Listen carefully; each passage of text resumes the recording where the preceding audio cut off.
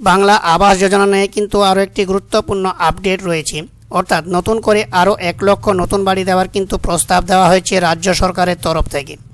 অর্থাৎ যে 11 লক্ষ বাড়ি ইতিমধ্যে স্যাংশন হয়েছে তাদের প্রথম কিস্তির টাকা দেওয়ার কাজ কিন্তু ইতিমধ্যে প্রায় শেষ পর্যায়ে চলছে।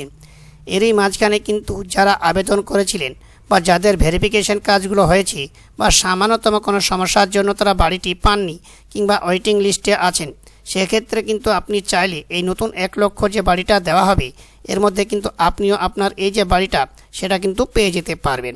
তাই আজকের এই ভিডিওর মাধ্যমে সম্পূর্ণ আপডেটটি যদি আপনারা দেখতে থাকেন তাহলে আপনারা বুঝতে পারবেন এই নতুন 1 লক্ষ বাড়ির জন্য আপনাকে কি করতে হবে বা কিভাবে আপনারা এই বাড়িটা পাবেন।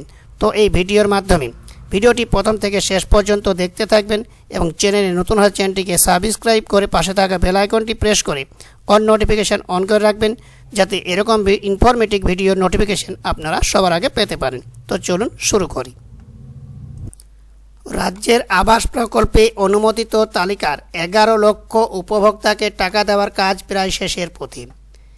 এই অবস্থায় নতুন প্রায় 1 লক্ষ উপভোক্তাকে এই বৃত্তে সংযুক্ত করার সিদ্ধান্ত নিয়েছে রাজ্য সরকার। আপাতত 8টি জেলার জন্য অতিরিক্ত এই উপভোক্তাদের সংযুক্ত করার সিদ্ধান্ত নেওয়া হয়েছে। আধিকারিকদের একাংশের অনুমান, কঠোর যাচাইয়ের পরেও টাকা পাঠানোর আগে শেষ মুহূর্তে পুনর্যাচাই হচ্ছে, তাতে কিছু সংখ্যক করে উপভোক্তা বাদও যাচ্ছেন জেলায় জেলায়। বেঁচে যাওয়া অর্থের কারণেই এই অন্তর্ভুক্তি। প্রশাসনিক পর্যবেক্ষকদের একাংশের মতে যে 8টি জেলাকে বাছা হয়েছে সেগুলি রাজনৈতিক সমীকরণের দিক থেকেও অত্যন্ত গুরুত্বপূর্ণ। কেন্দ্রীয় বরাদ্দ না আসায় ডিসেম্বর মাস থেকে আবাস প্লাস উপভোক্তাদের 11 লক্ষ এবং অতিরিক্ত আরও 1 লক্ষ যাদের বাড়ি ভেঙেছে প্রাকৃতিক কোনো বিপর্যয়ে বাড়ি তৈরির জন্য প্রথম কিস্তির 60,000 টাকা করে বরাদ্দ নিজস্ব তহবিল থেকে দেওয়ার কাজ শুরু করেছে রাজ্য সরকার।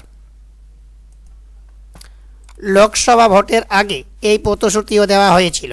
প্রশাসনিক সূত্রে দাবি, আবাস প্লাস প্রকল্পের তালিকায় যার পোশাকি নাম পার্মানেন্ট ওয়েট লিস্ট বা PWL মোট প্রায় 28 লক্ষ উপভোক্তার নাম ছিল।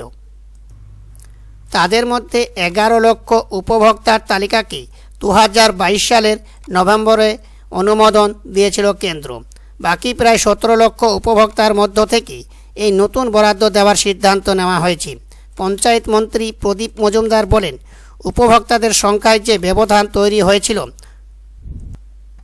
তা পূরণ করার জন্যই PWL থেকে কিছু উপভোক্তাকে অন্তর্ভুক্ত করা হয়েছে। মোট সংখ্যাটা যাতে 12 লক্ষই থেকে যায়, যা রাজ্য সরকার ঘোষণা করেছিল। প্রশাসনের এক কর্তা বলেছেন, উপভোক্তার ব্যাংক অ্যাকাউন্টে টাকা পাঠানোর আগের মুহূর্তে ফের একবার যাচাই হচ্ছে, তাতে সন্দেহজনক কিছু থাকলে তৎক্ষণাৎ তা থামিয়ে দেওয়া হচ্ছে। আবার টাকা পাঠানোর পরেও কোনো উপভোক্তাকে অযোগ্য বলে জানা গেলে তার থেকে অর্থ ফিরিয়ে নেওয়া নিচ্ছে সরকার। প্রতিটি জেলায় এভাবে অনেক অর্থ বেঁচে যাচ্ছে। সম্ভবত তা কাজে লাগানোর জন্যই নতুন উপভোক্তাদের যুক্ত করা হচ্ছে বলে মনে করা হচ্ছে। গত 17 ডিসেম্বর আবাসের টাকা দেওয়ার আনুষ্ঠানিক সূচনা করেছিলেন মুখ্যমন্ত্রী মমতা বন্দ্যোপাধ্যায়। বলেছিলেন, জেলা শাসক, police super, SDO, BDO, OC, IC সকলের নজরদারিতে আবাসের তালিকা পুনর্যাচাই হয়েছে।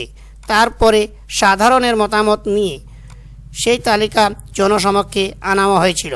মোট 28 লক্ষ উপভোক্তা রয়েছেন। যারা এই দফায় পাননি তারা দুঃখ করবেন না, কেন্দ্র টাকা না দিলে তাদেরও 2টো কিস্তিতে টাকা দেওয়া হবে। 2026 সালের মধ্যে কাজ শেষ করে ফেলব, তার ঘোষণা ছিল।